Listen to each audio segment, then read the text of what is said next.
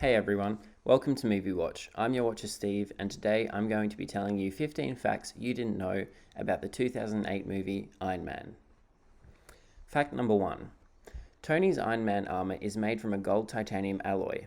This was a change made to his original design to combat an icing issue he encountered when he tried beating the altitude record of the SR-71 Blackbird. As he was climbing, his suit began to freeze, and it got to the point where it was completely frozen and stopped working, resulting in him falling out of the sky. The change to the titanium alloy as the new material fixed this problem.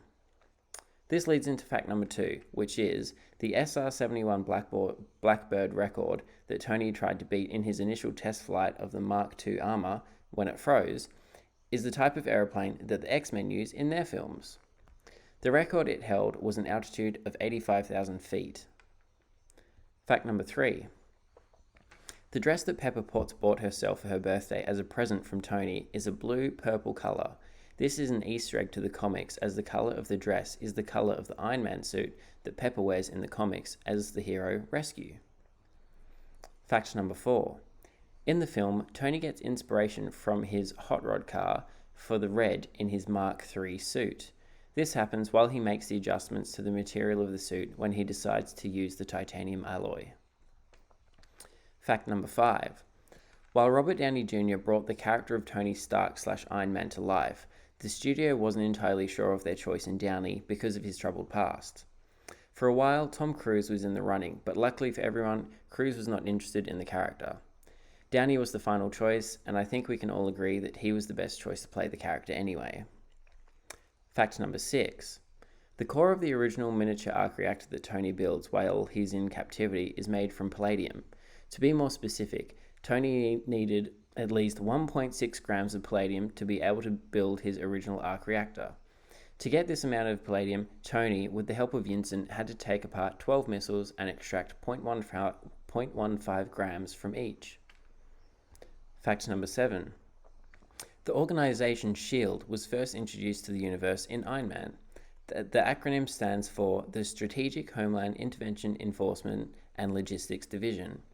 The director of the organization is Nick Fury, who visited Tony at his mansion in the end credit scene when he wanted to discuss the Avengers Initiative. Fact number 8. The name Jarvis is actually an acronym that Tony made, which stands for Just a Rather Very Impressive System. It's also the name of the butler his parents had when he was a kid. We actually meet Jarvis in the show Agent Carter, where he is played by James D'Arcy. The actor that voices Jarvis in the movies, however, is Paul Bettany, who later takes on the role of Vision. Fact number 9.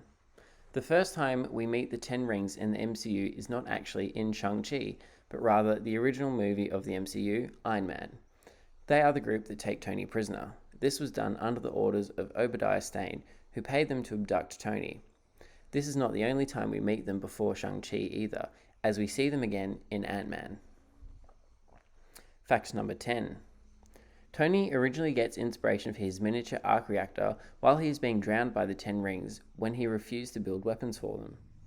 It is a blink and you'll miss it shot, but if you watch the scene carefully, you will hear Pepper's voice yelling Tony, and a flash of an arc reactor will appear on the screen.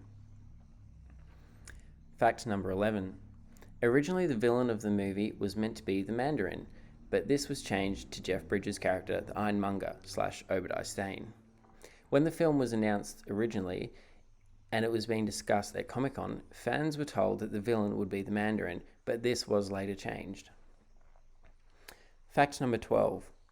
When Tony announces to the press upon his return to civilization that he is shutting down weapons manufacturing, his company's stocks dropped a whopping 56.5%. This doesn't concern Tony, however, as he has a controlling interest in the company and is more preoccupied about making his suit and destroying his weapons. Fact number 13. Tony does not come up with the name of his alter ego, Iron Man. This is actually done by the press. Tony comments on how it is not strictly accurate as it is a gold titanium alloy while he reads the paper before his press conference at the end of the movie. He does think it has a nice ring to it though, and takes on the moniker. Fact number 14. Samuel L. Jackson took on the role of Nick Fury after seeing a comic that depicted the character. Jackson noticed the character had a striking resemblance to himself and later asked his agent about this. His agent got in touch with Marvel, and that's when they reached out about their plans of introducing Nick Fury into the universe and eventually, hopefully, creating the Avengers. He then signed on to play the character as he is a big comic book fan. And fact number 15.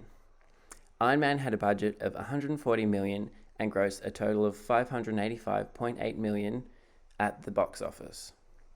The success of this movie turned out to be the creation of a cinematic universe, which was the first of its kind, where characters had their own individual films but were a part of a wider universe and could cross over with each other.